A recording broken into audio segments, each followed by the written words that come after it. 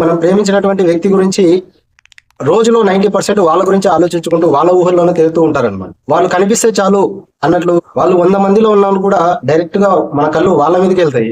వాళ్ళు లేకుంటే మనం లేమేమో అనే ఫీలింగ్ వస్తుంది. ఇదంతా ప్రేమ అనేది ఒక రకమైనటువంటి మత్తు అండ్ అడిక్షన్. మనం కరెక్ట్ వేలో ఉపయోగించుకున్నట్లయితే ప్రేమ వల్ల చాలా ఉపయోగం ఉంటుంది. దాన్ని రాంగ్ వేలో ఉపయోగించుకున్నట్లయితే దానివల్ల చాలా అనర్థాలు కూడా ఉంటాయి అన్నమాట. మీకు ఈ విషయాలన్నింటి గురించి నేర్చుకోవాలనుకుంటే వీడియోని ఎండ్ వరకు చూడండి.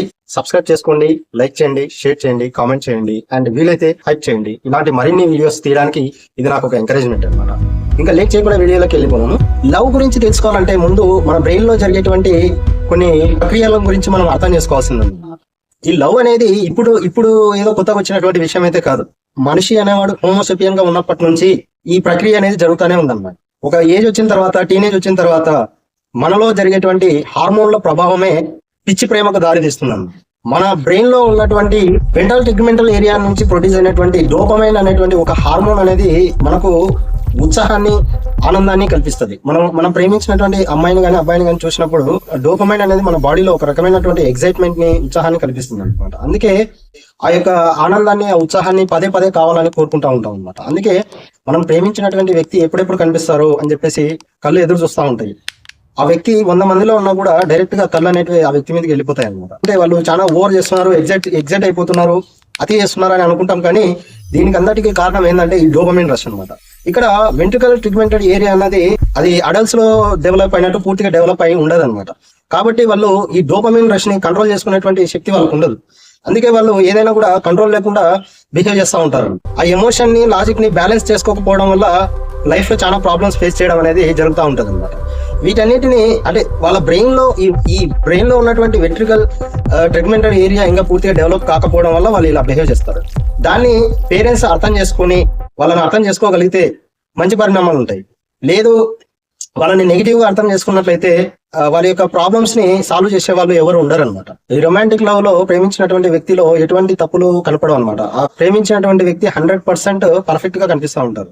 లవ్ సక్సెస్ అయ్యి మ్యారేజ్ చేసుకున్న తర్వాత ఎందుకు గొడవలు అవుతాయి, ఎందుకు విడిపోవడాలు, డైవర్స్ దగ్గరికి వెళ్తారంటే వాళ్ళు ప్రేమించుకునేటువంటి వయసులో ఆ డోపమైన్ రష్ అనేది మోతాదు ఎక్కువ జనరేట్ అవ్వడం వల్ల అప్పుడు వాళ్ళకి ఈ యొక్క ప్రేమిస్తున్నటువంటి వ్యక్తి యొక్క డ్రాబ్యాక్స్ కానీ వాళ్ళలో ఉన్నటువంటి డిఫెక్ట్స్ కానీ తెలుసుకోవడానికి కూడా ఇంట్రెస్ట్ చేయరు అండ్ అవి తెలియవు అనమాట.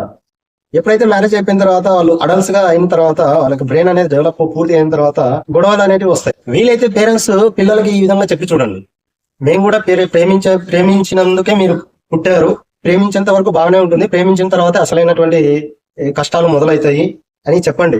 నిజంగా చెప్పాలంటే ఈ భూ ప్రపంచం మీద ఉన్నటువంటి ఈ సొసైటీ అంతా రన్ అవుతుంది ప్రేమ మీదనమాట.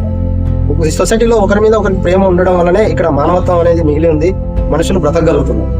ప్రేమ లేకుండా ఈ ప్రపంచాన్ని, ఈ సృష్టిని మనం ఊహించుకోలేము. ప్రేమ అనేది ఒక గొప్ప విషయము. దాన్ని మనం అర్థం చేసుకున్నట్లయితే అది మనకు ఉపయోగపడుతుంది. దాన్ని మిస్అండర్స్టాండ్ చేసుకున్నామంటే దానివల్ల చాలా దారుణాలు అనేవి జరుగుతాయి. ప్రేమించడం తప్పు కాదు, ప్రేమ జీవితంలో ఒక భాగం మాత్రమే. ప్రేమ జీవితం కాదని చెప్పేసి ఒక సైంటిఫిక్ వేలో దాన్ని అర్థం చేసుకుని పిల్లలకు ఎక్స్ప్లెయిన్ చేసినట్లయితే ఎవరు కూడా ప్రేమ వల్ల బెనిఫిట్ పొందుతారే కానీ నష్టపోరు అని చెప్పేసి నా ఉద్దేశం. ఈ ప్రేమకు ఎంత పవర్ ఉందంటే ఇప్పుడు సినిమాలలో చూపించిన విధంగా ప్రేమించినటువంటి వ్యక్తి ఏదైనా ఛాలెంజ్ చేశాడంటే సక్సెస్ఫుల్ గా దాన్ని చేసి చూపిస్తారు అన్నమాట.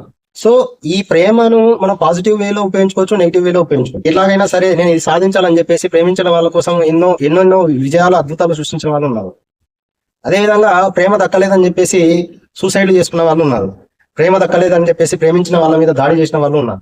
ఇది జీవితంలో ఒక పాట మాత్రమే అని ఎప్పుడైతే టీనేజర్స్ రియలైజ్ అవుతారో దాన్ని మనము పాజిటివ్ గా ఉపయోగించుకోగలం. లేదంటే తెలియక తప్పులు చేస్తే జీవితాన్ని నాశనం చేసేటువంటి శక్తి కూడా ప్రేమకుంది. ప్రేమకు కులము, మతము, జాతి ఇవేమీ ఉండవన్నమాట. సో ఇక్కడ మీరు గమనించినట్లయితే కొంతమంది ప్రేమికుడిని విడదీయడానికి ఎప్పుడైతే పేరెంట్స్ ట్రై చేస్తారో ఇంకా డబల్ అవుతుంటది కానీ తగ్గే ప్రసక్తే ఉండదన్నమాట. ఇది సైన్స్. ఇప్పుడు వాళ్ళ మీద ప్రేమ ఇంకా పెరగడాన్ని ఏమంటారంటే రోమియో జూలియో ఎఫెక్ట్ అంటారు. మన సినిమాలలో చూసినట్లు ఒక అబ్బాయిని ప్రేమించుకున్న తర్వాత దూరం చేస్తే వాళ్ళు పరితపించిపోతుంటారు అనమాట. ఎప్పుడెప్పుడు కలవాలి, ఎప్పుడెప్పుడు మాట్లాడాలని. సో ఇదంతా సైన్స్ ని మనం అర్థం చేసుకోవాలి. అప్పుడే పెద్దవాళ్ళు తప్పులు చేయకుండా వాళ్ళను అర్థం చేసుకొని వాళ్ళకు తగ్గట్టు బిహేవ్ చేసినట్లయితే ఈ ప్రేమ మరణాలు, పరువు హత్యలు అనేటివి ఉండవని నా ఉద్దేశం. నేను అన్ని విషయాలను టచ్ చేశానని అనుకుంటున్నాను. ఏదైనా విషయం మిస్ అయినట్లయితే కామెంట్ చేయండి.